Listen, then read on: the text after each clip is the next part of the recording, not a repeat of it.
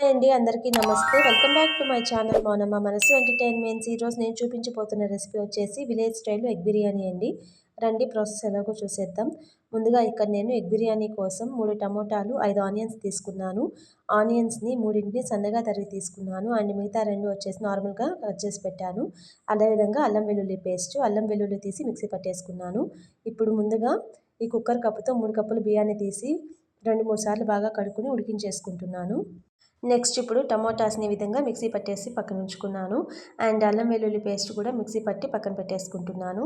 And ఇప్పుడు మనము మిగతా ప్రాసెస్లో చూద్దామండి. టమోటా ఆనియన్ మిక్సీ పట్టి పక్కన ఉంచుకున్న తర్వాత మిగిలిన ఈ ఆనియన్స్ని సన్నగా తరిగినటువంటి 3 ఆనియన్స్ అని చెప్పాను కదా, వీటిని డీప్ ఫ్రై చేస్తున్నాను. అంటే మనం ఎగ్ బిర్యానీ కోసము ఆనియన్స్ అనేటివి బ్రౌన్గా వేపుకోవాలి.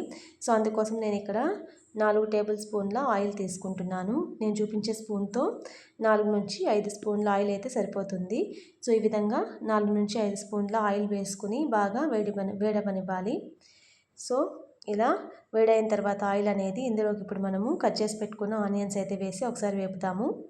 చూసారా, ఈ విధంగా వేసి వేపేసుకుని ఒకసారి ఫ్లేమ్ అనేది హై ఫ్లేమ్లోనే పెట్టుకొని మధ్య మధ్యలో కలుపుతూ ఆనియన్స్ అనేటివి బ్రౌన్ కలర్ వచ్చే వరకు బాగా వేపుకోవాలి.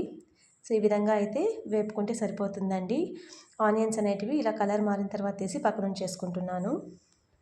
తిరిగి సేమ్ బాండీలో మిగిలిన ఆయిల్లో వచ్చి ఎగ్స్ వేసి ఒకసారి వేపి పక్కన ఉంచేసుకుంటున్నానండి ఎగ్స్ని కూడా. సో ఈ విధంగా అయితే కలర్ మారే వరకు వేపుకొని పక్కన పెట్టేసుకుని ఈలోపు రైస్ కూడా ఉడికిపోయింది. రైస్ అనేది ఆల్మోస్ట్ ఉడికిందండి, 90% పైనే ఉడికిపోయింది. ఈ విధంగా ఉడికించుకున్న తర్వాత పక్కన ఉంచుకొని అండ్ బిర్యానీ కోసం మసాలా దినుసులు తీసుకోవాలి. నేనైతే సేమ్ ఆయిల్లోనే వేసి ఫ్రై చేస్తున్నాను. సో మసాలా దినుసులు అనేవి మీకు నచ్చినవి తీసుకోండి.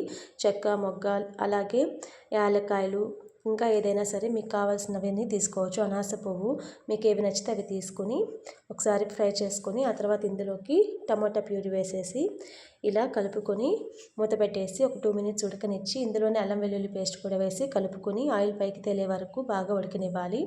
సో ఈ విధంగా అయితే మధ్య మధ్యలో కలుపుకుంటూ అడుగంటుకోకుండా ప్యూరీ అనేది అడుగంటుకోకుండా ఆయిల్ పైకి తేలే వరకు ఈ విధంగా వేపుకొని ఇందులోనే కొద్దిగా ఉప్పు వేసుకోవాలి. నేను ఇక్కడ చిన్న స్పూన్తో 1.5 స్పూన్ ఉప్పు తీసుకున్నాను. అలాగే 1 స్పూన్ కారం తీసుకుంటున్నాను నార్మల్ స్పూన్తో. సో ఈ విధంగా ఉప్పు కారం వేసిన తర్వాత ఒకసారి కలుపుకొని ఇందులోనే కొద్దిగా పసుపు వేస్తున్నాను.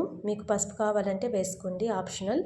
సో ఈ విధంగా పసుపు వేసిన తర్వాత ఇందులోకి 1 స్పూన్ ధనియాల పొడి వేస్తున్నాను. అలాగే 1.5 స్పూన్ వచ్చి ధనియాల పొడి, 1 స్పూన్ గరం మసాలా తీసుకుంటున్నాను.